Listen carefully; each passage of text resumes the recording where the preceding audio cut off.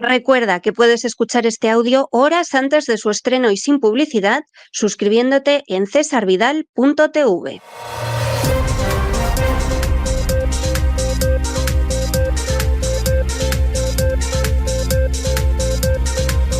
Las noticias del día.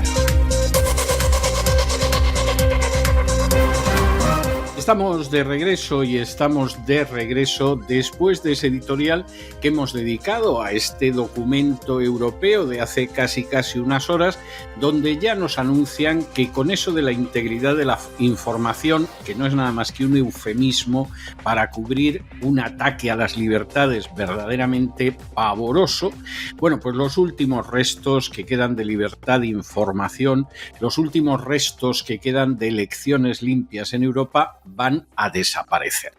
Esto a cualquiera que en vez de creer lo que llevan diciendo las furcias mediáticas se haya molestado en examinar la realidad de la Unión Europea no le puede pillar de sorpresa, le puede dar un disgusto, pero no le puede pillar de sorpresa.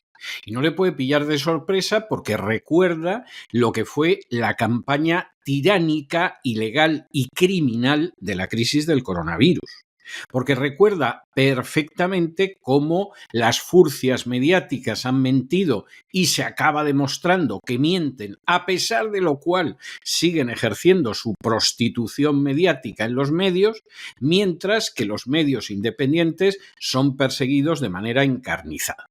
Y para aquellos que además están al día de lo que pasa en Europa, ya saben que han intentado asesinar al presidente de Eslovaquia, que al presidente de Hungría lo tienen frito desde hace años, que en Moldavia ha habido pucherazo, que en Rumanía se han anulado las elecciones y así suma y sigue. Europa se ha convertido en una serie de repúblicas bananeras. Es muy triste decirlo, tristísimo. Estamos de acuerdo con ello, pero recuerda algunos de los periodos más tristes y más liberticidas de Hispanoamérica. Así de claro y así de evidente. Cuando no anulaban unas elecciones había un pucherazo electoral. Cuando no acababan con la vida de periodistas, etc. En eso estamos. Claro, la gente que vive más hacia Occidente, pues los franceses, los alemanes, los portugueses, los españoles, los italianos, de esto no se dan tanto cuenta, porque no sabrían ni dónde está Rumanía, ni dónde está Hungría, y no digamos ya Eslovaquia. Esa es la realidad. Pero esta es la realidad de Europa. Y por si esto fuera poco, además el Parlamento Europeo te saca un documento que lo llama el escudo de la democracia, será para pegarle a la democracia con el escudo en la cabeza y ya liquidarla del todo, donde lo que te queda claro es que van a acabar con los últimos resquicios de libertad de expresión y además lo van a hacer sobre todo en Internet, porque son los últimos que quedan. Porque la prensa prácticamente está ya controlada. La prensa convencional, escrita, de radio y de televisión, está prácticamente controlada. Lo que se les escapa es Internet. Y ahí gobiernos, magnates de la comunicación, ONGs, etcétera, tienen que hacer lo posible para acabar con esos últimos vestigios de libertad y que vayamos hacia esa sociedad tiránica que George Soros, uno de los personajes más siniestros del siglo XX, se atrevió a denominar sociedad abierta. Al final, la sociedad abierta era la sociedad abierta a que criminales como él hicieran impunemente lo que se les antojara, mientras la sociedad se convertía en una dictadura en la que no se notaba mucho lo que sucedía. Una dictadura perfecta, como aquella que decía Aldous Huxley, que iba a ser la dictadura del futuro, donde no iba a ser necesario tener casamatas con ametralladoras, ni tampoco alambre de espino, ni cosa parecida, porque la gente iba a estar en una dictadura y ni se iba a enterar. Y efectivamente Europa ha avanzado y sobre todo desde el golpe de Estado en Ucrania en esa dirección de manera pavorosa. Pero no basta solo con controlar la comunicación, hay que controlar quién forma los gobiernos y para controlarlo hay que controlar las elecciones. Y aquí cada vez van más a calzón quitado. Que eliges a un presidente patriota en Eslovaquia que no quiere someterse a la OTAN, lo matamos. Y estuvieron a punto, se salvó por un pelo de que lo matara.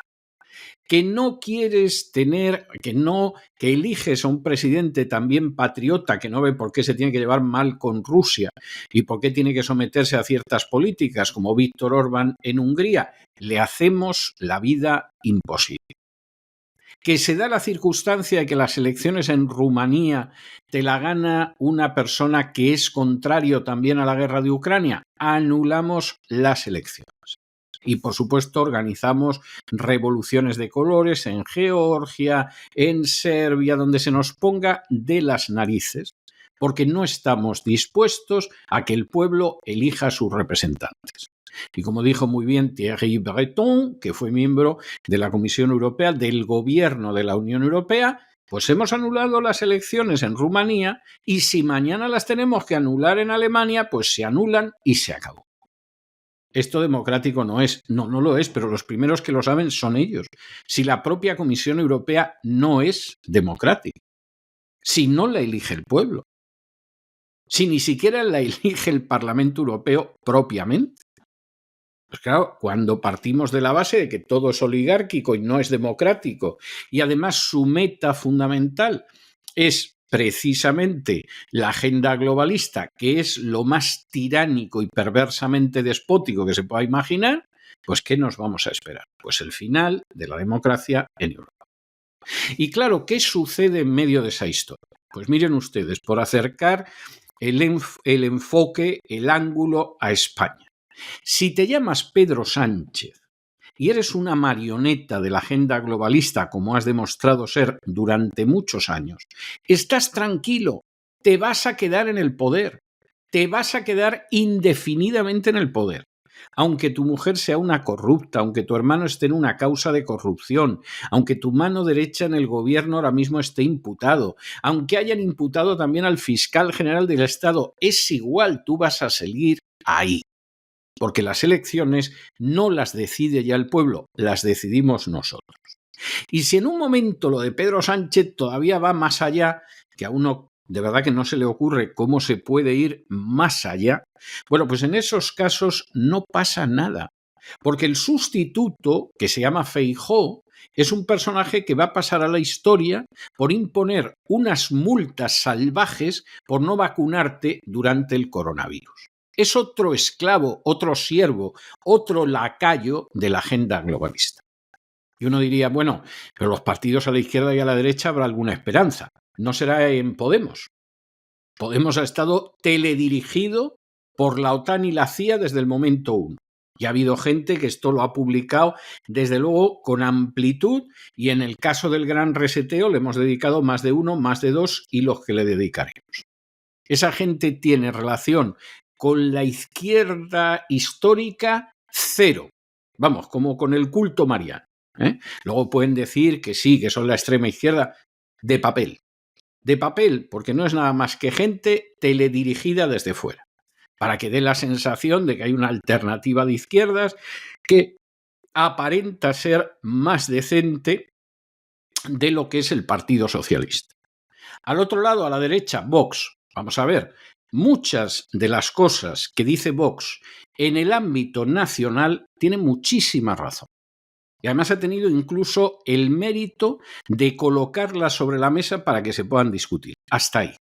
Pero en el plano internacional, pues Vox es tan absolutamente seguidista como el resto de los grupos. De vez en cuando dice algo en defensa de la agricultura, a veces vota en contra de la agricultura española, a veces tendría que votar a favor de la agricultura española, pero los eurodiputados se han vuelto a España antes para no estropearse el fin de semana, pero luego en otros aspectos, Ucrania, aplaudiendo como focas a Zelensky, Israel, aplaudiendo un crimen de limpieza étnica como lo que se pretende hacer con los palestinos en Gaza, y como estas, otras muchas cosas. ¿Por qué hace esto? Bueno, porque a lo mejor los que están encargados de la política internacional son de lo menos fiable que te puedas imaginar. A lo mejor porque han llegado a la conclusión de que para poder hacer algo bueno dentro de España tienen que bajarse los pantalones de manera evidente fuera de España. No lo sabemos, tampoco queremos especular con ello. Pero donde están es donde están. Y evidentemente no es la postura de un partido patriota, ni muchísimo menos. Y lo decimos con harto dolor. Y a lo mejor llegan a gobernar en coalición o a lo mejor no se comen un colín. Pero en cualquiera de los casos están adoptando unas posturas absolutamente inaceptables, no solo contrarias a los intereses nacionales de España, sino a la legalidad internacional. Este es el panorama en Europa. Y francamente, o se produce una reacción verdaderamente patriótica, no de boquilla, o Europa está condenada a desaparecer. Y seguramente en el plazo de una generación o de menos. Y seguramente no se merece otra cosa, porque las poblaciones europeas ahora tendrían que estar alzándose. Y sin embargo, lo que sucede es que se dividen entre izquierda-derecha, un poco más de izquierda, un poco más de derecha, y soluciones de tipo patrióticos las hay contadas con una mano y te sobra hasta algún dedo. Esa es la tristísima situación. Y desde luego el plan este del escudo de la democracia, pues ya es el último golpe contra las poquísimas libertades que quedaban en Europa. Esa es la tristísima realidad. Pero en fin, de eso trataba hoy nuestro editorial y nosotros tenemos que entrar en el boletín de noticias y tenemos que entrar, como siempre, por el segmento de España. Y esta sí que es maravillosa, porque el Tribunal Constitucional, que controla totalmente el gobierno socialcomunista que preside Pedro Sánchez, pero totalmente, acaba de aceptar los recursos de amparo de los golpistas Oriol Junqueras, Joaquín Romeva y Dolors Bassa, porque resulta que el Supremo no les ha aplicado la amnistía en el delito de malversación. Entonces estos han dicho, pero ¿de qué nos vamos a quedar nosotros con esa historia encima? Ni mucho menos. Vamos al Tribunal Constitucional, que en el Constitucional el presidente es Cándido Conde Pumpido, señor de los pasteleos, que la mayoría la controla el gobierno y por lo tanto nos aplican las amnistías igual que yo soy calvo, que diría Romeva. Y esta es la realidad. Esto recuerda a aquello de no nos va a aplicar la amnistía. Y uno se imagina aquel dúo de cómicos españoles que decían ¿qué va, qué va, qué va? Y el público decía yo leo a Kierkegaard. Bueno, pues igual. ¿Que no nos va a aplicar la amnistía? ¿Qué va, qué va, qué va? Lo hará el Constitucional. Y todos están contentos. Claro, esto es el final de las instituciones, el final de la democracia, la intronización sistemática de la prevaricación y la corrupción política. Esto se está acabando. Es verdad que en la historia de España, a diferencia de la de otros países, en Europa y fuera de Europa, los regímenes se mueren y todavía aguantan. El régimen de Franco seguramente se murió en el año 73 con la muerte de Carrero Blanco, pero vamos, aguantó 2 años más largos hasta que murió Franco y luego todavía siguió aguantando en el periodo de la transición, pues prácticamente hasta que llegó Adolfo Suárez a la presidencia del gobierno y empezó a empujar hacia una transición democrática. El régimen aguantó años después de que se hubiera muerto. El régimen de la Restauración de 1876 seguramente murió en 1898 o ya estaba muerto en 1898 y de ahí el desastre. Pero aguantó pues hasta el año 1931 que se proclamó de la manera más ilegal la Segunda República. Es decir, todavía aguantó 3 décadas ahí, pero el régimen estaba muerto. Y en España es muy posible que el régimen esté muerto hace años. Lo que pasa es que ahora ya el cadáver apesta, despide un hedor insoportable. Y no sabemos lo que puede aguantar, pero claro, lo malo de los regímenes en España es que de pronto se desploman. A veces, si la voladura es controlada, como en el caso de la transición, pues no pasa nada. Y en otros casos, pues los españoles se lían a pegarse tiros los unos a los otros como si se fueran a acabar las balas. Esa es la triste realidad. En fin, examinamos estas y otras noticias que les afectan con la ayuda absolutamente indispensable de María Durán. María, muy buenas noches. Hola César, muy buenas tardes a todos en este viernes 7 de febrero, último día laborable de esta semana vertiginosa en lo informativo. El fin de semana no va a ser menos, va a haber cumbre española de Patriots, va a haber elecciones en Iberoamérica. Les contaremos todo lo que suceda el próximo lunes, pero hoy mirando a España empezamos con el presidente del Tribunal Constitucional, Cándido Conde Pumpido, quien prevé admitir a trámite la próxima semana los recursos de amparo presentados por 3 líderes separatistas golpistas catalanes condenados en la sentencia del proceso. Se trata del ex vicepresidente de la Generalitat catalana y líder de Esquerra Republicana, Oriol Junqueras, los exconsejeros Joaquim Romeva y Dolors Bassa. Los 3 han recurrido ante la Corte de Garantías la decisión del Tribunal Supremo de no aplicarles la ley de amnistía en lo referente al delito de malversación. Dentro del Constitucional no existen grandes discrepancias sobre este trámite y previsiblemente ninguno de sus magistrados se va a oponer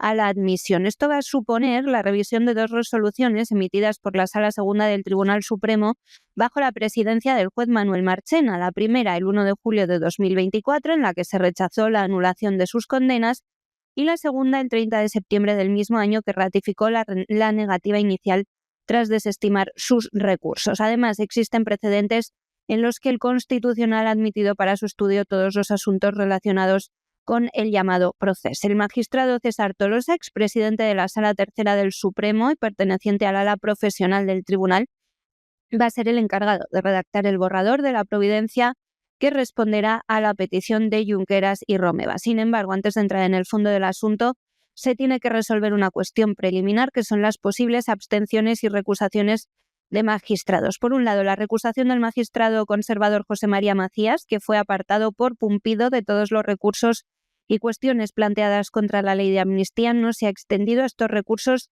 de amparo. Tampoco la abstención del magistrado progresista Juan Carlos Campo, quien se apartó de todos los casos vinculados a la controvertida ley porque fue ministro de Justicia del gobierno de Pedro Sánchez mientras se redactaba esa anticonstitucional ley de amnistía con la que el alto tribunal ha tragado por orden del Ejecutivo y por obra y gracia de Conde Pumpido. El punto más polémico justamente es la postura de él, de Conde Pumpido, el presidente, quien de manera inesperada ha decidido participar en este procedimiento, incluso asumir el papel de ponente en el recurso presentado por la exconsejera golpista Bassa. Esta decisión contrasta con su posición previa, ya que en 2021 optó por apartarse de cualquier procedimiento relacionado con el juicio y ejecución del 1 de octubre. Su postura fue ratificada de manera firme y definitiva en un auto del Pleno del TC del 21 de abril de ese mismo año, cuando ya formaba parte del tribunal. Hasta ahora, Conde Pumpido, recordamos, fiscal general del Estado con José Luis Rodríguez Zapatero, socialista de PRO, que además no lo disimula, había mantenido su compromiso de abstenerse en los casos vinculados al golpe de Estado separatista, incluso tras ser nombrado presidente del Tribunal Constitucional. No obstante, ahora considera Pumpido que la reciente aprobación de la ley de amnistía, que no estaba en vigor cuando decidió apartarse, supone un cambio de contexto que justifica su participación en el debate. Es decir, se ha rehabilitado él solo como apto para decidir en estos casos que afectan al gobierno del que él es abiertamente afín. Esta visión no es compartida por todos los magistrados del tribunal. Desde el Constitucional sostienen que los recursos presentados constituyen un incidente de ejecución vinculado a la sentencia del 1O, lo que implica que Conde Pumpido sigue afectado por su decisión de apartarse del caso. En consecuencia, su intervención va a generar un conflicto sobre la imparcialidad del proceso. Los 3 líderes separatistas golpistas que recurren al Constitucional argumentan que la decisión del Supremo de no amnistiarlos vulneró sus derechos fundamentales. En julio pasado, los magistrados que juzgaron el mal llamado procés en el Supremo determinaron que los condenados por malversación no podían beneficiarse de la amnistía al considerar que hubo un beneficio personal y que sus acciones afectaron a los intereses financieros de la Unión Europea. Esta negativa afectó en concreto a Junqueras, Romeva y Bassa, quienes fueron condenados por malversación y todavía están inhabilitados. Además, el instructor del caso, Pablo Llarena, aplicó el mismo criterio al expresidente catalán Carles Puigdemont y a los exconsejeros Tomi Comín y Luis Puig, quienes continúan en rebeldía con órdenes de detención nacionales en su contra. Unos están fugados en Bruselas y otro en Suiza. También sigue pendiente la cuestión de inconstitucionalidad que el Supremo planteó sobre la ley de amnistía al equipo de Pumpido en lo que respecta al delito de desórdenes públicos. Los magistrados del Supremo argumentan que tienen la absoluta convicción de que la norma vulnera al menos el derecho a la igualdad y el principio de seguridad jurídica. Es decir, el Supremo cree que la amnistía es inconstitucional se niega a aplicarla en los casos de delitos económicos. Puigdemont está enfadado porque no se le ha aplicado a él porque tiene causas abiertas por terrorismo y al final todo esto es una nueva cesión del gobierno de Pedro Sánchez al fugado, al forajido Carles Puigdemont. Todo esto empieza con perdonar los delitos económicos, pero seguirá con no juzgar las causas por terrorismo en las que está implicado el expresidente de la Generalidad de Cataluña. Recuerden que aquí, aunque muchos de ustedes ya lo sabían, se lo avisamos cuando pase. Y seguimos en España porque se ha producido la primera querella colectiva de las víctimas de la gota fría contra los responsables políticos. La Asociación de Damnificados de la Dana, Horta-Sud Valencia, ha presentado una querella penal contra 6 altos cargos que tomaron decisiones absolutamente decisivas durante la gota fría y que se da la circunstancia de que en última instancia pues no vamos a saber nunca el número de muertos, pero que fueron varios millares, esto tiene poca discusión. Esa es la realidad. Pero ya saben ustedes, porque esta es la tristísima realidad, que España es como la granja de los animales de George Orwell, que todos los animales eran iguales, pero unos eran más iguales que otros. Y entre los que no son en absoluto iguales porque no paran de caerles privilegios, está Cataluña. Y entonces, como ustedes saben, pues hay menores, inmigrantes, ilegales que llegan a España. Por cierto, hace apenas unas horas uno de esos ha matado a una persona en España, cosa que sucede cada lunes y cada martes, pero de eso no se puede hablar, porque claro, de los menas no se puede hablar. Y resulta que a la hora de repartir a los menas, que a veces tienen de menores, pues lo que yo tengo de gaitero escocés, pues Cataluña ha quedado excluida. Cataluña, que se empeñó en tener un montón de musulmanes porque esos no hablaban español y los iban a convertir al catalanismo, etcétera, etcétera, pues parece que ya los nacionalistas catalanes se han dado cuenta de este aspecto sobresaliente de su subnormalidad profunda y entonces han dicho no, aquí no nos envíe usted menas ni cosa por el estilo. Esta es la cuestión.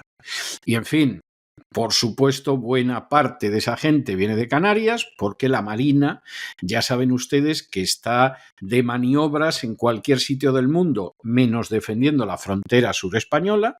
La aviación la tenemos en el Báltico. En el caso de España, pues España ha decidido que su aviación está en el Báltico, en vez de protegiendo sus fronteras y sus intereses nacionales. Y entonces, claro, Canarias la están invadiendo. Y los canarios se dan cuenta que los están invadiendo desde hace años. Y entonces, en vez de devolver a esa gente a sus países de origen y aplicar medidas de sanción económica si no razonan, como está haciendo con mucha lucidez Donald Trump en Estados Unidos, pues no, en España se quedan con todos los africanos, sean los que sean, y aunque muchos sean delincuentes, y además, para terminarlo de arreglar, pues hombre, claro, como en Canarias ya casi se caen de la isla por todos los que han ido llegando, pues se envían a la península, pero a Cataluña no. Porque en la granja de los animales, unos son más iguales que otros. Volvemos a hablar de las víctimas de la gota fría por esa imprudencia de los gobiernos autonómico y central, mientras la juez titular del Juzgado de Primera Instancia, Instrucción número 3 de Catarroja, uno de los pueblos de la Zona Cero, solicitaba ayer jueves más documentación a la Generalidad Valenciana sobre la gestión de la crisis provocada por la Dana el 29 de octubre de 2024.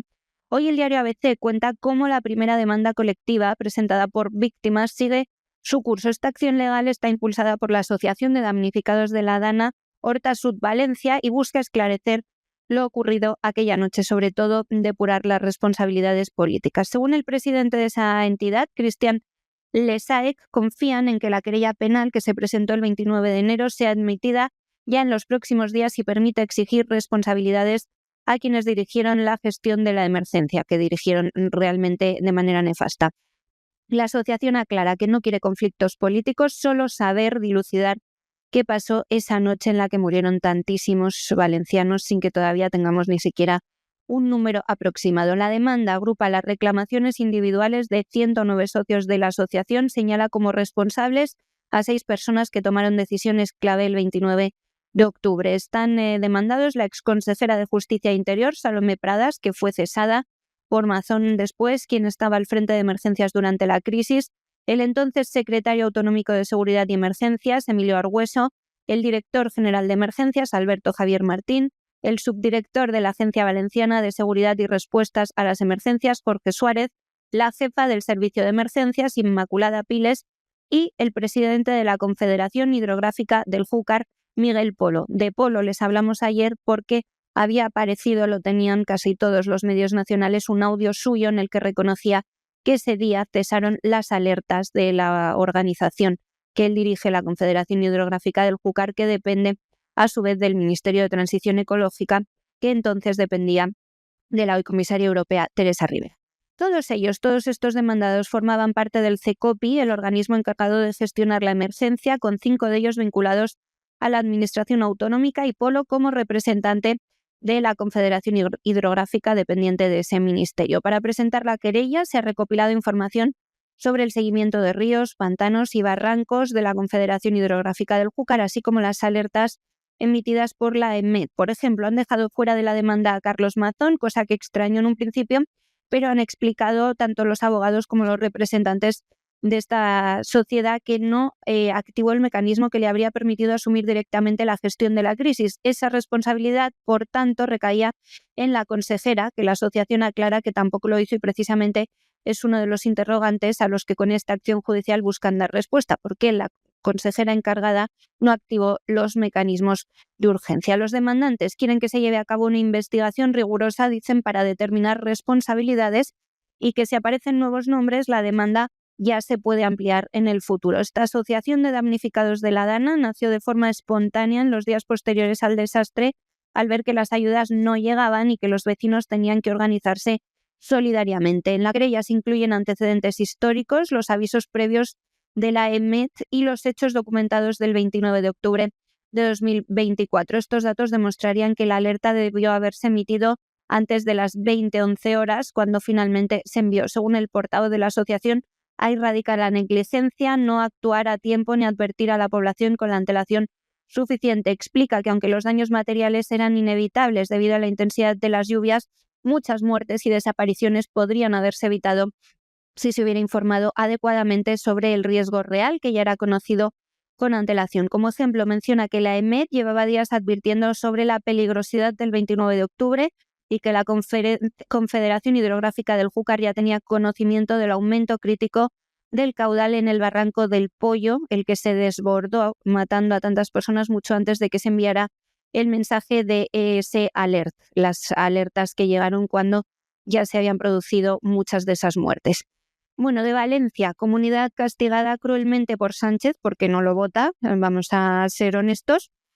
Vamos a otra, siempre beneficiada por el presidente, Cataluña, porque necesita para seguir en el poder los votos de los separatistas. No quiero acabar la semana sin contarles, aunque no tenga que ver con la Dana, que Cataluña va a quedar excluida de lo que el gobierno ha llamado reparto solidario de España y que consiste en ese reparto de inmigrantes ilegales que llegan a Canarias. Se está ultimando un pacto entre el gobierno central y el de Canarias para aliviar la crisis migratoria que enfrenta el archipiélago a través de un mecanismo legislativo extraordinario y puntual, aún por definir si será mediante una proposición de ley o un real decreto. Más rápido, el Ejecutivo va a redistribuir entre las comunidades autónomas a 4.500 supuestos menas. Actualmente en Canarias hay más de 6.000. O sea, se los van a llevar a casi todos fuera de estos menas, que ya saben ustedes que la mayoría no son menas, que de menores no tienen nada, pero Cataluña, para no enfadar a los separatistas, socios de Sánchez, va a quedar fuera. La exclusión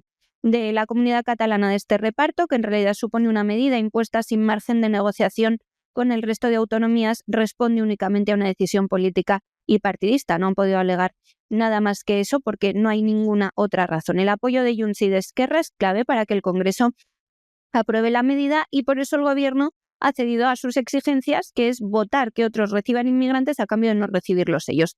Ambos partidos rechazan que Cataluña reciba más menas, argumentando que la comunidad no tiene capacidad de acogida. El Gobierno central y el canario se dieron un plazo de 10 días a mediados de enero para cerrar un acuerdo antes de que terminara el mes. Sin embargo, el plazo evidentemente no se cumplió, como nunca cumple nada Sánchez, La decisión se enmarca en una serie de reuniones intercambiadas y documentos intercambiados desde el 17 de diciembre, cuando Ángel Víctor Torres, ministro de Política Territorial, recibió un borrador del Gobierno de Canarias exigiendo la distribución de menas. El 3 de enero, Moncloa informaba a Canarias que ya veía viable avanzar en esa propuesta, aunque había que hacer ajustes jurídicos, dijeron entonces. Desde ese momento, ambas administraciones han trabajado en un texto definitivo negociado entre el Ministerio y el Gobierno de Canarias y que se tiene que someter ahora a informes jurídicos pertinentes, y que esos informes jurídicos pertinentes, curiosamente, lo que van a decir es que Cataluña no tiene que recibir menas. Este documento, por iniciativa del Gobierno de Pedro Sánchez, excluye a Cataluña del llamado reparto solidario, de que de solidario no tiene nada, lo podían haber llamado reparto impuesto, que es lo único que obedecería a la verdad, mientras que el resto de autonomías sí lo tienen que asumir de manera obligatoria. Bueno, y ya lo saben ustedes, de España nos vamos a Hispanoamérica. Y nos vamos a Hispanoamérica porque Estados Unidos se ha incautado en la República Dominicana nada más y nada menos que un avión que estaba relacionado con el régimen de Maduro.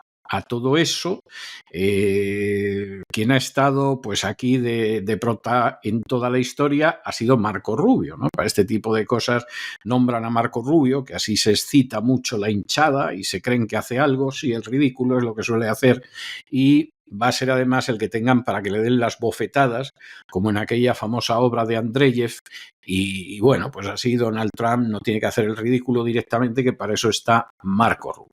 Aquí vamos con un despliegue como si esto hubiera sido el desembarco en Normandía, pues se da la circunstancia de que Marco Rubio aparece como que en la República Dominicana nos hemos incautado de un avión, todo lo que tú quieras, Marquito. Pero la semana pasada el enviado personal del presidente Donald Trump estuvo hablando con Maduro y tenía una cara Maduro que si eso era miedo o inquietud o seriedad, vamos, ya quisiera yo tener esa cara para el resto de mi vida. Vamos, estaba feliz.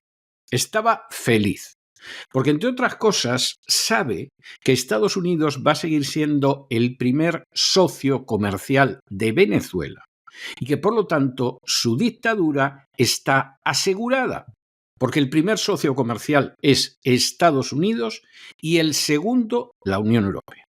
Y luego si le dais el premio Sájarov a Edmundo, que parece el hombre que se ha convertido en Miguel Strogoff yendo de un lado para otro, y le decís lo que queráis, y Marco Rubio se incauta de un avión como si fuera el llanero solitario. Pero aquí la realidad es la que hay.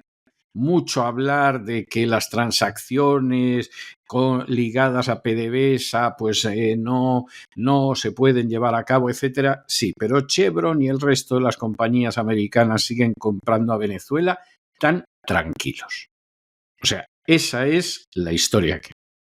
Y bueno, por supuesto ahora la oposición, a la que algunos maliciosamente llaman la opoficción de Venezuela, pues puede andar Edmundo González diciendo que no va a participar en otras elecciones, etcétera, etcétera, que hay que respetar lo que pasó el 28 de julio. 28 de julio.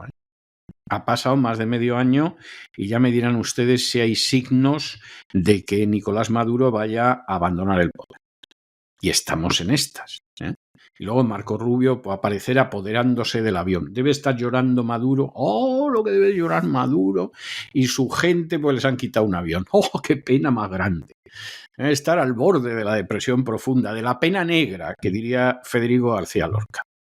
Miramos a Iberoamérica. El gobierno de Estados Unidos anunciaba este jueves a última hora de la tarde en España la confiscación de un avión del régimen venezolano en República Dominicana debido a la violación de las sanciones impuestas previamente al dictador Nicolás Maduro. Esta medida representa la segunda acción de este tipo llevada a cabo por Washington en los últimos meses. El secretario de Estado, Marco Rubio, que supervisó esta operación de incautación durante su visita a República Dominicana, ya saben que está de gira por Iberoamérica, afirmó que continuará trabajando con socios regionales para contrarrestar cualquier intento de evasión de las sanciones estadounidenses. La confiscación de esta aeronave venezolana utilizada para eludir sanciones y lavar dinero es un claro ejemplo de nuestra determinación de responsabilizar al régimen ilegítimo de Maduro por sus actividades ilícitas, decía Marco Rubio en su cuenta en la red social X. Según un comunicado del Departamento de Justicia de Estados Unidos, la aeronave en cuestión, que se trata de un avión Dassault Falcon 2000EX, estaba siendo utilizada por la sancionada empresa estatal de petróleo y gas de Venezuela, la famosa PDVSA, que les sonará por todos los casos de corrupción que la han rodeado. Además, señalaba que su mantenimiento y servicio fueron realizados ilegalmente con piezas importadas de Estados Unidos, cosa que está expresamente prohibida. Decía también Rubio, el uso de componentes fabricados en Estados Unidos para reparar y mantener aviones operados por entidades sancionadas como PDVSA es inaceptable. También se ha pronunciado al respecto de la misma manera Devin DeBacker, jefe de División de Seguridad Nacional del Departamento de Justicia. En 2019, cuando Trump era presidente en su primera administración, fue el que emitió una orden ejecutiva que prohibía a los ciudadanos estadounidenses realizar transacciones con individuos que operaran directa o indirectamente para PDVSA. Posteriormente, el Departamento del Tesoro identificó ya 15 aviones como bienes bloqueados. Bien, esa directiva de Trump sigue en vigor y además parece que la segunda administración del presidente está más que dispuesta a hacerla cumplir. Respecto a Venezuela, nos llegan más novedades y es que el presidente legítimo y electo Edmundo González advertía también este jueves de que la oposición no va a tomar parte en las elecciones fraudulentas destinadas a perpetuar la dictadura, las próximas municipales. Según señaló, unos comicios solo serán legítimos si se respeta el resultado de las elecciones presidenciales del 28 de julio de 2024, en las que el oficialismo proclamó tramposamente como ganador al narcodictador Nicolás Maduro, pese a las denuncias y evidencias de fraude. El régimen busca desviar la atención con elecciones ficticias, pero la comunidad democrática tiene claro que la única votación válida es aquella que respete el resultado del 28 de julio. No seremos parte de montajes diseñados para sostener la dictadura. Nuestra prioridad es defender el mandato que nos otorgó el pueblo, afirmaba Edmundo González Urrutia en un vídeo publicado en su perfil en la red social X. Ya les contamos aquí la semana pasada cómo se había pronunciado de idéntica manera la líder opositora María Corina Machado después de que Nicolás Maduro compareciera y animara a la oposición a presentarse a esas municipales diciendo que les ofrecía todas las garantías de que iban a ser legítimas. Lo que les digo siempre, Maduro daría muchísima risa si no fuera un asesino y torturador de su pueblo, que es lo que es. Pero bueno, fue ridícula su intervención y la oposición evidentemente ha decidido no recoger ese guante lanzado por el narcodictador y no presentarse a los próximos comicios venezolanos. Bueno, y de Venezuela nos vamos a México porque México ya ha empezado a desplegar las tropas que acordó la presidente Claudia Sheinbaum con Donald Trump. ¿Para qué despliega las tropas? Bueno, pues ya lo saben ustedes, para que en un momento determinado no se pueda pasar la frontera de México con Estados Unidos con droga, especialmente con el fentanilo, aunque mucho del fentanilo viene del Canadá. Es correcto acusar a gente que viene de México de esa historia, pero mucha gente viene del Canadá y nadie dice ni palabra.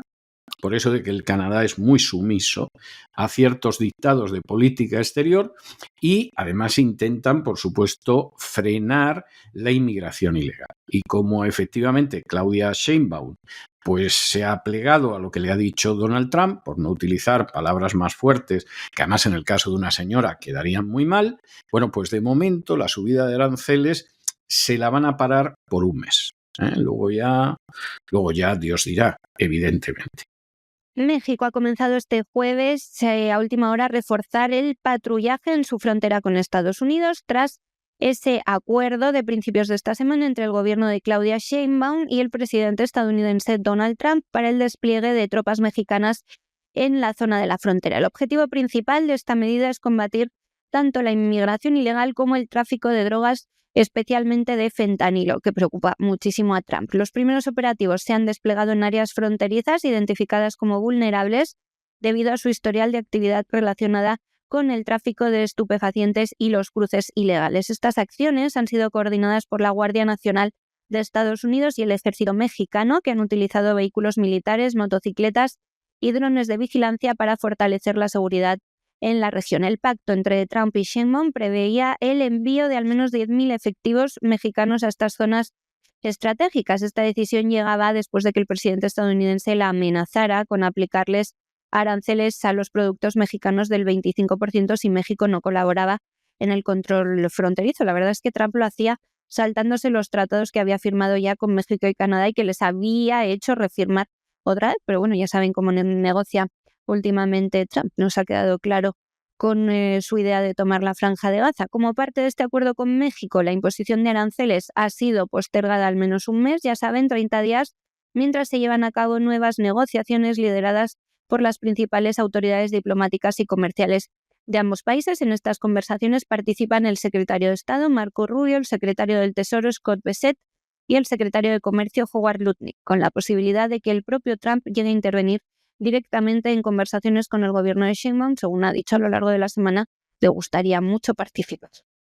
Bueno, y esta es otra de las últimas de Donald Trump, que verdaderamente es algo tremendo y que es una de estas situaciones que dices, bueno, estamos verdaderamente en el delirio y Trump sabrá lo que hace. Porque la última es que Donald Trump va a firmar una orden ejecutiva para sancionar al Tribunal Penal Internacional, con restricciones económicas y de visado, por eso de que el Tribunal Penal Internacional se le ocurrió nada más y nada menos que emitir una orden de detención contra Netanyahu y contra Galán por crímenes de guerra en Gaza.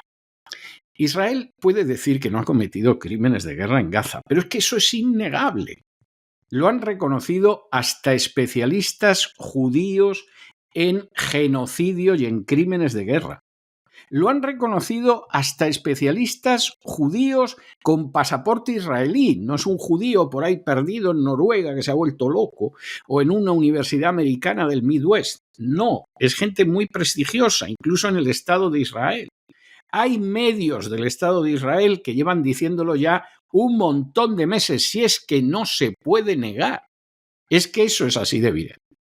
Y entonces, como se da la circunstancia de que, claro, con el peso que tienen los lobbies judíos en Estados Unidos, pensar que puede aceptarse una cosa así es pedirle peras al olmo, hombre, el AIPAC ha dado dinero para las campañas del 100% de los senadores de Estados Unidos, el 100% republicanos y demócratas.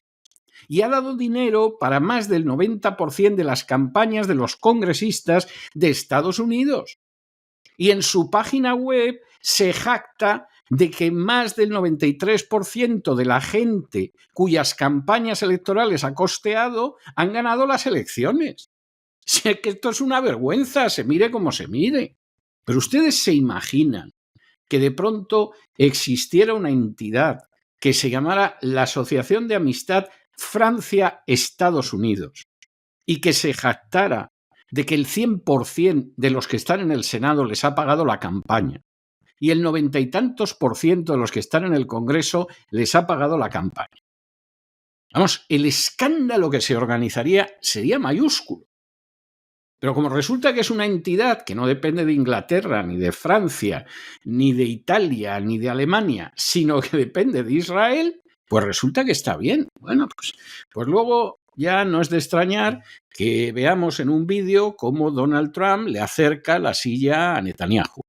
Porque evidentemente ahí hay quien manda y no da la sensación de que el pelirrojo sea el que manda. Las cosas como son.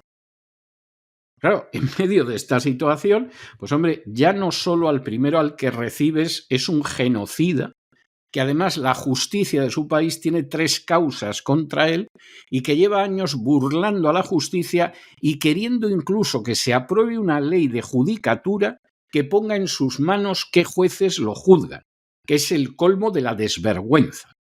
No, y además vamos a castigar al Tribunal Penal Internacional o la Corte Penal Internacional porque se les ha ocurrido intentar procesar a Netanyahu y a Galán. Esto es tremendo. ¿Que Estados Unidos no reconoce el Tribunal Penal Internacional? Pues es muy triste. Es muy triste porque al final no existe una justicia penal internacional, entre otras razones poderosísimas, porque Estados Unidos no lo reconoce y Israel, bueno, que Israel se defeca los lunes, miércoles y viernes en el Tribunal Penal Internacional y los martes, jueves y domingos se orina en el Tribunal Penal Internacional. Los sábados descansa, lógicamente. Esa es la triste realidad, y por eso al final en el Tribunal Penal Internacional pues no acaban nada más que pobres desgraciados que vienen de África, que a lo mejor es gente a la que hay que juzgar y condenar, porque eran unos tiranuelos africanos, generalmente al servicio de Occidente, pero que al final el Tribunal Penal Internacional, vamos, a lo que cojas a un negro de estos cuando lo han derribado, porque ya no sirve a los intereses de Francia o de Gran Bretaña o de los Estados Unidos, vamos, podrían cerrarlo perfectamente porque no pintan nada. Y desde luego en el caso de un genocidio como el de Gaza no pueden hacer nada. Luego, también es verdad que Trump ha dicho que se va del Consejo de Derechos Humanos de la ONU, lo cual no tiene ningún sentido. Es decir, uno puede entender que no le guste, lo que sea, pero no tiene mucho sentido porque eso depende de la Organización de Naciones Unidas. Y Estados Unidos, aparte de ser miembro fundador muy honrosamente de la Organización de Naciones Unidas, forma parte del Consejo de Seguridad.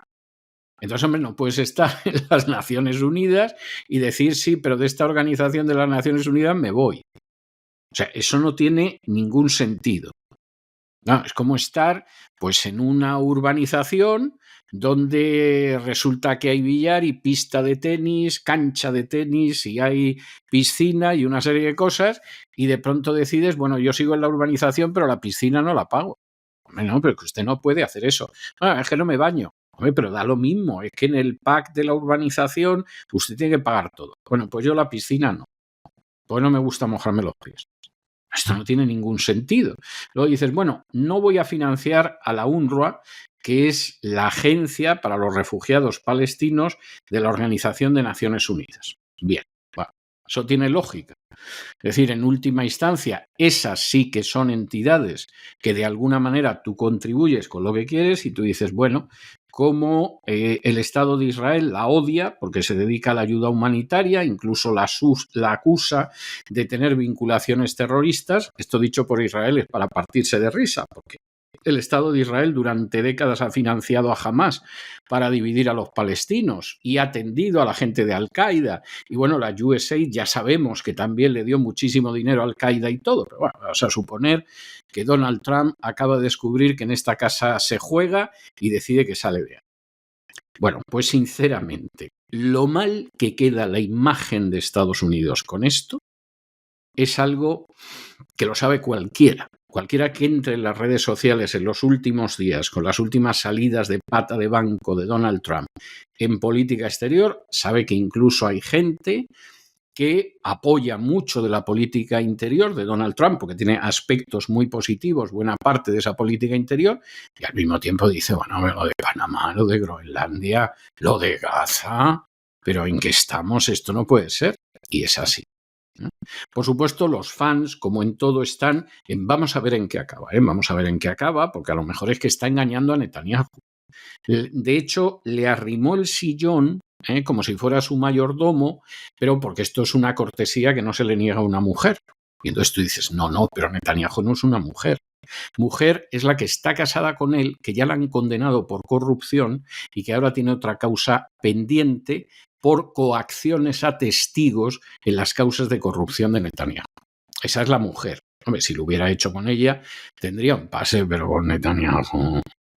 De Estados Unidos seguimos pendientes porque el presidente Donald Trump ha anunciado que va a firmar un decreto para sancionar a la Corte Penal Internacional de La Haya en respuesta a lo que considera ataques contra su país y sus aliados, especialmente Israel. La orden ejecutiva va a imponer sanciones económicas y restricciones de visado a personas y familiares que colaboren con el tribunal en investigaciones dirigidas contra ciudadanos estadounidenses o sus aliados. La decisión de Trump llega después de que en noviembre el Tribunal Penal Internacional emitiera órdenes de arresto contra el primer ministro israelí Benjamin Netanyahu y el exministro de Defensa Yoav Gallant por supuestos crímenes de guerra en Gaza en el marco del conflicto con Hamás. Israel desde entonces ha rechazado dichas acusaciones y ha dicho también que no se pliega a las exigencias y a las investigaciones del Tribunal Penal Internacional. El pasado mes, la Cámara de Representantes de Estados Unidos ya votó a favor de imponer sanciones contra el Tribunal de La Haya. La medida ha coincidido además con la visita de Netanyahu a Washington, donde el martes se reunió con Trump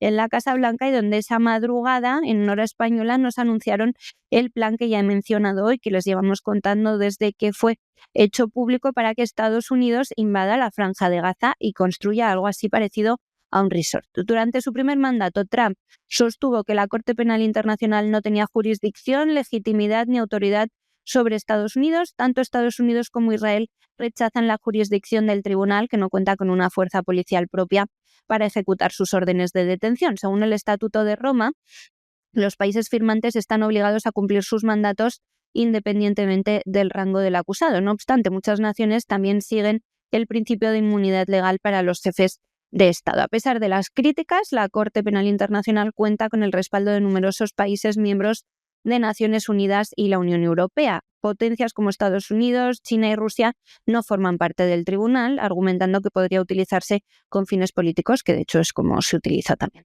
La Corte Penal, establecida en 2002 bajo el Estatuto de Roma, es el primer tribunal penal internacional permanente. Tiene su sede, ya saben, en Países Bajos. Su misión es juzgar crímenes de guerra, de lesa humanidad, genocidio y crímenes de agresión, interviniendo cuando los Estados miembros no pueden o no quieren llevar a cabo los procesos judiciales. Actualmente cuenta con 125 países miembros y un presupuesto de 195 millones de euros para 2025.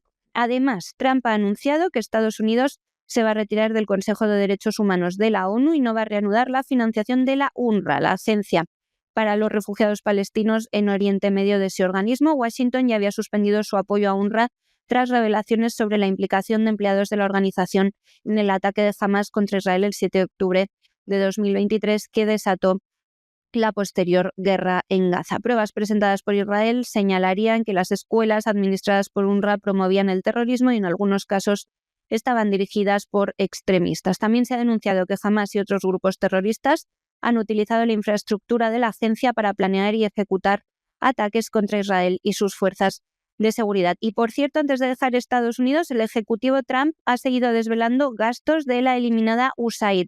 Registros del gobierno publicados por el portal justthenews.com revelan que la controvertida Agencia de los Estados Unidos para el Desarrollo Internacional, cerrada esta misma semana por Donald Trump y Elon Musk, habría destinado recientemente al menos 250 millones de euros para financiar diversas iniciativas impulsadas por el magnate George Soros en distintos países. En particular, se ha identificado que el East West Management Institute, una entidad vinculada a la Open Society, la organización insignia de Soros, habría recibido estos fondos para llevar a cabo proyectos que incluyen la promoción del Estado de Derecho en Georgia, el impulso de negociaciones para la adhesión de Serbia a la Unión Europea, el fortalecimiento de la sociedad civil en Uganda y la reforma del sistema judicial en Albania. Soros siempre interfiriendo en la soberanía de los países y en este caso regado con fondos de los contribuyentes estadounidenses. Bueno, y nos vamos a Gran Bretaña, donde ustedes saben que tienen una desgracia de presidente del gobierno, de premier, que se llama Keir Starmer, que es un señor muy curioso porque dice que es ateo y está educando a los hijos en el judaísmo. Debe ser el proceso inverso de Marx, ¿eh? Marx venía de una familia judía. El padre se convirtió al protestantismo, se supone que el resto de la familia igual, pero luego Marx evolucionó hacia el ateísmo. Pues Starmer es el proceso inverso. Él es ateo, pero ya la familia, los niños, los están educando en el judaísmo. Es una cosa curiosísima. Por lo demás, Starmer no es nada más que un lacayo infecto de la agenda globalista, hasta el punto de que cuando era fiscal general del Estado en Gran Bretaña, silenció el que se supiera cómo había bandas de musulmanes que secuestraban, violaban y asesinaban a muchachitas inglesas. Porque claro, es que a la gente le puede dar racismo. Es que claro, esto lo ves y la gente se vuelve racista. Entonces, mejor que no sepan nada y que un día, pues por ejemplo, a su hija la secuestren, la violan y la degüellen. Mejor, pero no será racista. Este es un tipo de argumentos que dices, o el que lo está expresando es un retrasado mental profundo o piensa que lo somos nosotros. Es como cuando de pronto te dicen, esos niños que hay en Gaza es que odian a Israel. Entonces es para decir, mire, yo no sé lo que les pasará por la cabeza a los niños, Pero si usted hubiera visto a su familia morir bajo las bombas, a su mamá, a su abuela, a un tío, y usted mismo hubiera perdido un brazo, una pierna, o hubiera visto cómo otros amiguitos suyos morían bajo las bombas, ¿a que estaba usted encantado hacia aquellos que les han bombardeado? A que su corazón, exudaría amor hacia sus ejecutores, y a que están deseando que les digan que se vayan de sus tierras para irse. ¿A que sí? ¿A que no? Pues entonces, hijo mío, usted es tonto, me toma a mí por tonto de capirote, porque si no, no se explica. Y lo mismo pasaba con Starmer.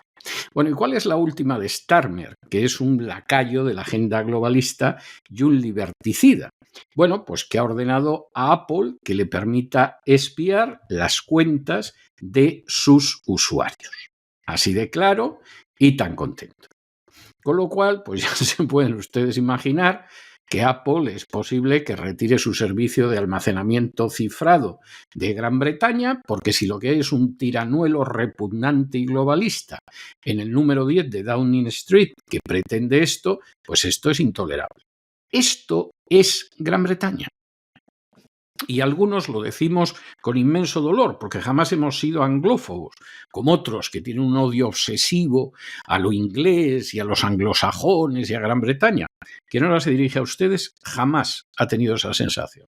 Es más, cree que Inglaterra ha hecho algunos aportes verdaderamente extraordinarios e incluso incomparables al acervo común de la humanidad. Y lo dice sin la menor ironía. Pero Inglaterra se está convirtiendo en un pozo de despotismo, y esto es así de triste. Si a quien ahora se dirige a ustedes, hace 10 años, hace 20, hace 30, le hubieran dicho que en Gran Bretaña iban a detener prácticamente a 10 veces más personas que en Rusia por expresarse en las redes, hubiera dicho: eso es imposible, será al revés. En Rusia habrán detenido a 10 veces más, y además seguro que en Gran Bretaña que han detenido 1 o 2. Pues estamos hablando del año pasado. El año pasado en Gran Bretaña se detuvo prácticamente a 10 veces más personas por expresar sus ideas en Internet que en Rusia. Eso es Gran Bretaña ahora. Y por supuesto al gobierno le parece poco, porque sabe que está en mala situación. Y entonces, como le parece poco, pues se da la circunstancia de que a ver si Apple colabora, de acuerdo con el espíritu del escudo de la libertad europeo, para acabar con la intimidad y la libertad de los ciudadanos, en ese caso de los usuarios de Apple. Y esto ha trascendido, a saber esto a quién se lo ha pedido, porque vamos, lo ha podido pedir, pero hasta al obispo para que le pase los datos de las parroquias. Lo cual es vergonzoso, pero indica cómo la libertad no es que se esté convirtiendo en una planta extraña en la Unión Europea o en Gran Bretaña, que es una nación europea todavía. Va camino de ser asiática, pero de momento todavía es europea.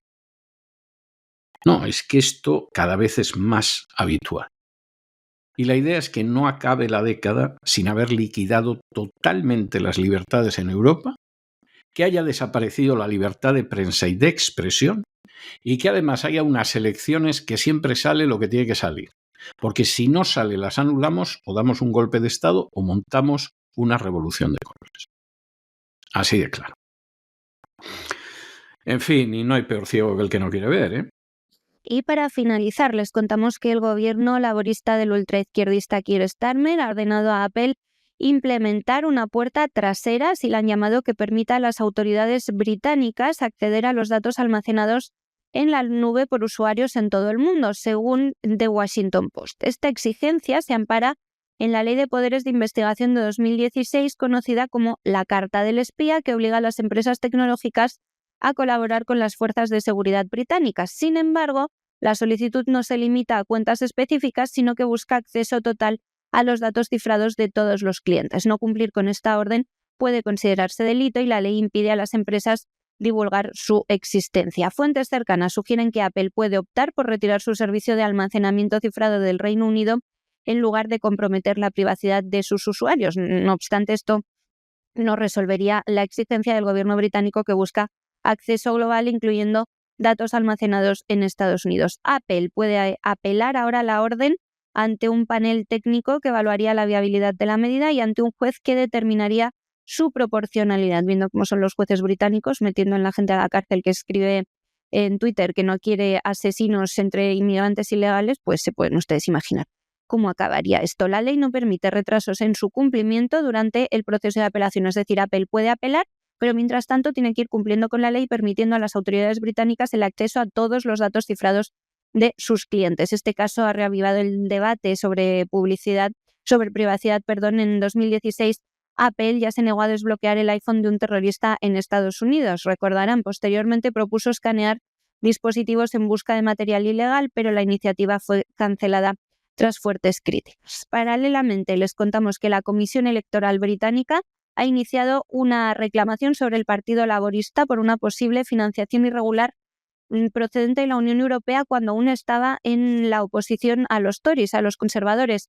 El caso involucraría una donación de 30.000 libras en 2023 de la Fundación de Estudios Progresistas Europeos, vinculada al Partido de los Socialistas Europeos. Lo donaron a la Sociedad Fabiana, un think tank históricamente ligado al laborismo. La Unión Europea sancionó a la FEPS, esta misma fundación que les menciono de estudios progresistas europeos, por considerar que la contribución violaba las normas de financiación política que prohíben donaciones a partidos nacionales o entidades que los beneficien indirectamente. Este sería el caso, una entidad, una asociación que lo beneficiaba indirectamente. Aunque la FEPS aceptó la sanción, sostiene que su actuación fue legítima. ¿Se imaginan que aquí, por una donación de 30.000 euros al Partido Socialista, tuviésemos una reclamación de la Junta Electoral? Impensable. Hay cosas todavía que en el Reino Unido funcionan bien, que aquí ya ni eso. La Comisión Electoral británica aún no ha iniciado la investigación formal, pero está evaluando la información disponible. Desde el Partido Conservador, su copresidente Nigel Huddleston califica la situación de escandalosa y ha pedido a los laboristas que rechacen futuros fondos similares para demostrar su compromiso con el Brexit. La Sociedad Fabiana, que usó el dinero para eventos en los que participaron políticos laboristas, niega cualquier irregularidad y asegura que no destinó fondos al partido. Hombre, si promovió actos con sus políticos, algo destinó al partido. La Comisión Electoral sigue investigando si la transacción incumplió las normas que exigen declarar donaciones superiores a 11.180 libras. Veremos en qué acaba este nuevo posible caso de corrupción que salpica al gobierno del Progre Keir Starmer. Y hasta aquí hemos llegado nosotros con nuestro boletín de hoy. María, muchas gracias, muy buenas noches, que pases buen fin de semana y descanses todo lo posible y hasta el lunes de la semana que viene. Adiós, César, muy buen fin de semana a todos. El lunes volvemos con toda la información. Ustedes no se vayan, porque ya se recorta gallarda sobre el horizonte la silueta de don Lorenzo Ramírez, que se acerca al avión del Despegamos para esa versión abreviada que tenemos los viernes. Una versión abreviada en la que, como ustedes saben, no les cuenta, como todos los días, el niquelado de la economía mundial, sino que les da un anticipo de lo que va a ser el programa de cesarvidal.tv de este fin de semana del Gran Reseteo.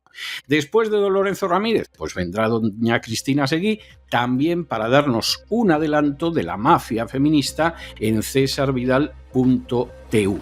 Y luego vendrá Gustavo Vidal también para darnos un anticipo de ese programa incomparable de boxeo, Buscando el Cao, que tenemos en cesarvidal.tv.